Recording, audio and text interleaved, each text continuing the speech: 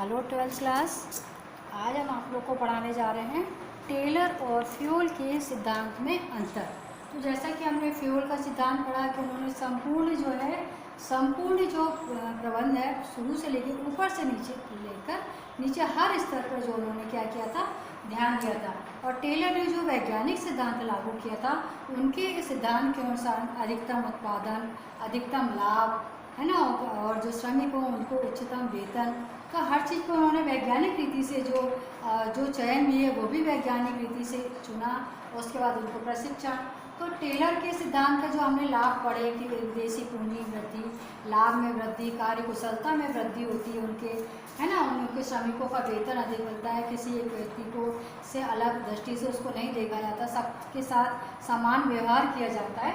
तो ये टेलर के वैज्ञानिक सिद्धांत है। अब आज हम देखते हैं कि टेलर तथा फ्यूल के विचारों में तुलना क्या है। दोनों ने ही प्रबंध के बेहतरीन के लिए किसी भी कारखाने के बेहतरीन के लिए जो इन्होंने नियम बनाए हैं, तो दोनों के नियम तो सेम है, लेकिन इनमें अंतर क्या है।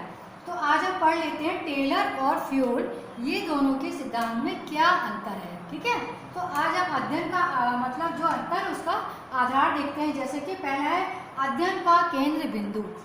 तो टेलर है, उनके अध्ययन का केंद्र बिंदु क्या, उन्होंने किस पे विशेष ध्यान दिया है, श्रमिकों पे ध्यान दिया है। तो टेलर के अध्ययन का केंद्र बिंदु क्या होता है, श्रमिक होते हैं, क्योंकि उन्होंने श्रमिकों पर विशेष ध्यान दिया है। अब फ्यूल के अध्ययन का केंद्र बिंदु क्या है, प्रबंधन है, मतलब इन्होंने संपूर्ण प्रबंध को ज्यादा ध्यान दिया है। ठीक है, अब इनमें अध्ययन का क्षेत्र क्या है, तो टेलर ने कारखाना स्तर पर वैज्ञानिक प्रबंध का विकास किया, मतलब कारखाने पे उन्होंने ज्यादा ध्यान दिया है। अब फ्यूल ने उपक्रम स्तर पर, मतलब जो उपक्रम मतलब जो पूरा जो उद्योग होता है उस पर जो प्रशासनिक प्रबंध होता है, जो उच्च जो प्रबंध होता है, प्रशासनिक प्रबंध जो होता है उस पर उन्होंने ज़्यादा ध्यान दिया, अर्थात प्रशासनिक प्रबंध का उन्होंने विकास किया है। अब व्यापकता, तो इन्होंने उत्पादन की वृद्धि को ही अपना लक्ष्य बनाया। उनका ये था कि चाहे जैसे भी हो, जो उत्पादन होना चाहिए वो बढ़ना चाहिए बस। तो टेलर के सिद्धांत के अनुसार उन्होंने व्यापकता पर ज़्यादा ध्यान दिया, अर्थात उत्पादन वृद्धि को उन्होंने क्या बनाया, अपना लक्ष्य बनाया। लेकिन इन्होंने फ्यूल ने प्रशासनिक स्तर पर, उन्होंने प्रशासनिक स्तर पर हर जो विभाग है उसमें सुधार करके संपूर्ण उपक्रम की कार्य क्षमता, मतलब उपक्रम में जो भी अलग अलग विभाग हैं उसमें संपूर्ण उपक्रम की कार्य क्षमता को बढ़ाने पर बल दिया। इन्होंने क्या किया, केवल टोटल उत्पादन बस हो उसकी वृद्धि पर इन्होंने ध्यान दिया, लेकिन इन्होंने प्रशासनिक स्तर पर सुधार करने के लिए संपूर्ण उपक्रम की कार्य क्षमता को बढ़ाने पर बल दिया है। अब पढ़ लेते स्वीकारोक्ति। तो टेलर ने वैज्ञानिक प्रबंध का जो श्रमिकों का टेलर के जो वैज्ञानिक प्रबंध हुआ तो उसका क्या किया है, श्रमिकों ने क्या किया है, श्रमिकों द्वारा विरोध किया गया है। जो टेलर ने वैज्ञानिक प्रबंध जो बनाया है उसका श्रमिकों द्वारा विरोध किया गया। तो कल जब हमने आलोचना पढ़ी थी तो बताइए क्यों विरोध किया है, क्योंकि उन्होंने कार्य का क्या किया है, प्रमापीकरण किया है। तो हर व्यक्ति जो है वो एकदम मशीन की भांति कार्य नहीं कर सकता, कभी भी थोड़ा सा वो रेस्ट आखिर है तो व्यक्ति वो रेस्ट लेना चाहेगा, तो जो श्रमिक है वो अत्यधिक क्या हो जाता, थक जाता, उसको बिल्कुल भी रेस्ट करने की गुंजाइश नहीं होती है। इसलिए वैज्ञानिक प्रबंध का जो है वो टेलर के वैज्ञानिक जो प्रबंध है उसमें श्रमिकों द्वारा क्या किया गया, विरोध किया गया है। अब जो है फ्यूल के विचारों का सभी ने स्वीकार किया। अब फ्यूल के विचारों को सभी ने क्यों स्वीकार किया है, क्योंकि फ्यूल ने सभी मतलब हर स्तर पर, प्रशासनिक स्तर पर हर जो विभाग है उसकी कार्य क्षमता में वृद्धि को विशेष बल दिया। इन्होंने केवल श्रमिक पर ध्यान नहीं दिया, लेकिन इन्होंने उच्च स्तर, विभागीय स्तर, फोरमैन, मतलब हर व्यक्ति की कार्य क्षमता को बढ़ाने पर बल दिया है। अब इसका हम पढ़ लेते हैं जैसे प्रारंभिक बिंदु। तो कार्य कुशलता में वृद्धि इन्होंने कहाँ से शुरू की है, निम्न स्तर से ऊपर की ओर बढ़ाना चाहते हैं। मतलब टेलर जो है, टेलर का जो वैज्ञानिक प्रबंध का सिद्धांत है उसमें जो कार्य कुशलता है उसमें उन्होंने निम्न स्तर से ऊपर की ओर ध्यान दिया। मतलब सबसे पहले उन्होंने ध्यान किस पे ज़्यादा ध्यान दिया है, श्रमिकों पे ध्यान दिया, क्योंकि उनका ऐसा मानना था कि यदि हमारे श्रमिक जो है वो अच्छा काम करेंगे, ज़्यादा उत्पादन देंगे तो अपने आप ही उच्च जो स्तर है वो उच्च मतलब अच्छा हो जाएगा। मतलब उन्हें निम्न स्तर पर ज़्यादा ध्यान दिया है और कर्मचारियों का पारिश्रमिक, उनके रहने की व्यवस्था, जहाँ जो है वहाँ का वातावरण इत्यादि, मतलब हर चीज़ को उन्होंने श्रमिक के स्तर पर ज़्यादा ध्यान दिया है। अर्थात इन्होंने निम्न स्तर से ऊपर की ओर ये बढ़ना चाहते हैं। इसके विपरीत क्या है, फ्योल का जो सिद्धांत है, तो फ्योल के उच्चतर से अब इन्होंने उच्चतर से नीचे की ओर निर्देश व आदेश की एकता पर जोर देते हैं। अर्थात जो आदेश शुरू में इन्होंने जो डिक्लेयर कर दिया, जो योजना बनाई, उसमें उन्होंने जो आदेश जो दिया है शुरू से कि हमको इतना उत्पादन करना, हमारा इतना लक्ष्य है, तो उन्होंने शुरू से जो ऊपर से नीचे की ओर इन्होंने ध्यान दिया है। तो टेलर ने क्या किया है, टेलर ने नीचे से ऊपर की ओर ध्यान दिया है, जबकि फ्योल ने ऊपर से नीचे की ओर ध्यान दिया है। अब क्रियान्वयन, अब टेलर की जो विचारधारा है वो कैसी है, सैद्धांतिक है। अर्थात उनके सिद्धांत जो है उसको सफलतापूर्वक जो क्रियान्वित नहीं किया जा सकता, क्योंकि उसमें अधिकतम खर्चीली प्रणाली है। ये जो टेलर की जो प्रणाली है, विचारधारा जो उनकी है वो क्या है, सैद्धांतिक है।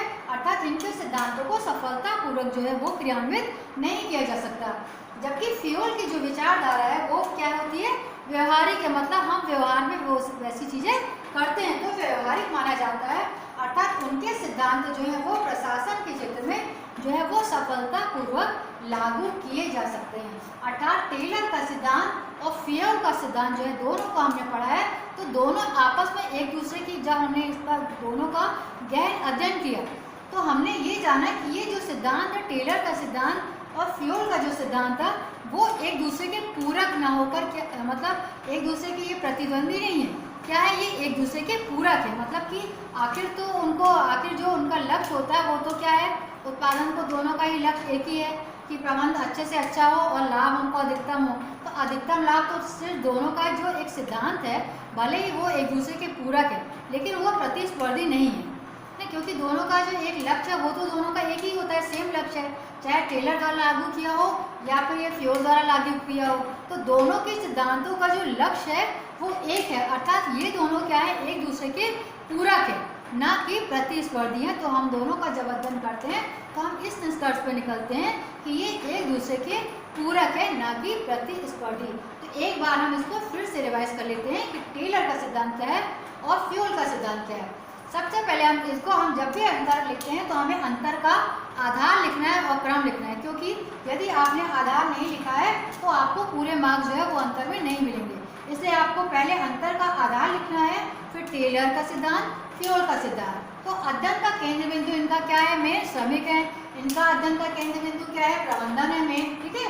और फ्योल ने क्या किया है, कारखाना स्तर पर इनका अध्ययन क्षेत्र क्या है, कारखाना स्तर पर। इन्होंने अध्ययन कहाँ ज़्यादा किया, कारखाना स्तर पर किया है। तो कारखाना स्तर पर इन्होंने वैज्ञानिक जो प्रबंध उसका विकास किया है। और फ्योल ने उपक्रम स्तर पर प्रशासनिक प्रबंध का, इन्होंने पूरे उपक्रम पर ध्यान दिया है। अर्थात उपक्रम स्तर पर इन्होंने जो है वो प्रशासनिक प्रबंध का विकास किया है। इसकी व्यापकता क्या है, ये उत्पादन वृद्धि को अपना लक्ष्य बनाया। इन्होंने उत्पादन, अधिकतम उत्पादन को ज़्यादा ध्यान दिया है। और इन्होंने प्रशासनिक स्तर पर, जो प्रशासनिक स्तर पर जो कार्य होते हैं उनको क्या किया, सुधार करके इन्होंने संपूर्ण उपक्रम की कार्य क्षमता को बढ़ाने पर इन्होंने बल दिया। इन्होंने केवल क्या किया, उत्पादन लागत को, उत्पादन में वृद्धि को ही इन्होंने अपना लक्ष्य बनाया, जबकि इन्होंने प्रशासनिक स्तर पर सुधार करके संपूर्ण उपक्रम की कार्य क्षमता को बढ़ाने पर बल दिया है। और स्वीकारोक्ति मतलब टेलर के वैज्ञानिक प्रबंध का श्रमिकों के द्वारा क्या किया गया, विरोध किया गया। क्यों विरोध किया गया, क्योंकि श्रमिक भी आखिर मनुष्य, वो भी आखिर थक जाता है। तो जो उन्होंने कार्य का प्रमाणीकरण किया कि वो निश्चित समय में उतना ही काम हो, तो कभी ऐसा हो सकता है कि मानव है, कभी उसका स्वास्थ्य सही ना हो, कभी कुछ ऐसा हो, तो वो एक समय में निश्चित जो एक दिन काम दे दिया उतना, तो दूसरे दिन हो सकता है कि उतने समय में उतना कार्य ना दे पाए। इसीलिए क्या है कि टेलर के जो वैज्ञानिक प्रबंध का जो सिद्धांत है उसका जो है श्रमिकों ने विरोध किया है। और फ्योल के विचारों को सभी ने क्या किया है, स्वीकार किया है। फ्योल उच्चतर से नीचे की ओर निर्देश को, आदेश की एकता पर बल देते हैं। अच्छा, प्रारंभिक बिंदु क्या है, इनकी कार्य कुशलता में वृद्धि कहाँ से होती है, निम्न स्तर से ऊपर। अर्थात इन्होंने क्या किया, टेलर ने पहले श्रमिकों पर ध्यान दिया। अर्थात इनका जो है प्रशासनिक बिंदु कहाँ है, नीचे से ऊपर की ओर जाता है। और फ्योल ने क्या किया, उच्चतर से नीचे की ओर निर्देश व आदेश की एकता पर बल दिया। अर्थात ये ऊपर से नीचे की ओर जाते हैं और जो टेलर है वो नीचे से ऊपर की ओर जाते हैं। और क्रियान्वयन, टेलर की विचारधारा सैद्धांतिक होती है, सिद्धांतों पे चूंकि आधारित होती है, तो उनके सिद्धांतों को सफलतापूर्वक क्रियान्वित नहीं किया जा सकता है। और फ्यूल की विचारधारा क्या होती है? ये विचारधारा व्यवहारिक माना जाता है। इनकी विचारधारा, फ्यूल की विचारधारा को व्यवहारिक माना जाता है, अर्थात उनके सिद्धांत प्रशासन के क्षेत्र में क्या है, सफलतापूर्वक लागू किए जा सकते हैं। ये प्रमुख हो गया टेलर के, और ये हो गया फ्यूल के प्रमुख सिद्धांत में अंतर। जैसा कि इनका जो अंतर हुआ है उस पर हमने जो गहन अध्ययन किया है उसके आधार पर यह निष्कर्ष निकला है कि ये दोनों ही जो सिद्धांत है, टेलर का प्रबंध का सिद्धांत और फ्यूल का जो प्रबंध का सिद्धांत है, ये एक दूसरे के पूरक है, ना कि प्रतिस्पर्धी, क्योंकि दोनों का लक्ष्य जो है वो सेम है। तो आप अपनी कॉपी में टेलर तथा फ्यूल के विचारों की तुलना कर लीजिए, ये लिख लीजिए अंतर। आप अपनी कॉपी में लिखिए और इसकी फ़ोटो खींच के, जैसे बच्चों आप लोग लिख रहे हैं तो अपना फ़ोटो खींच के, जो आप कॉपी में लिखते हैं तो उसकी फ़ोटो खींच के हमको भेजिए, ताकि हमें पता लगे कि आप भी घर में कार्य कर रहे हैं अथवा नहीं। ठीक है, तो आज ये कर लिया आपने, आज के दिन हमने ये पढ़ लिया। अब आपका ये लेसन पूरा, थर्ड लेसन समाप्त हो गया है। अब हम आपके इसके क्वेश्चन आंसर करेंगे। तो आज के लिए इतना ही, ठीक है, नोट कर लीजिए ये।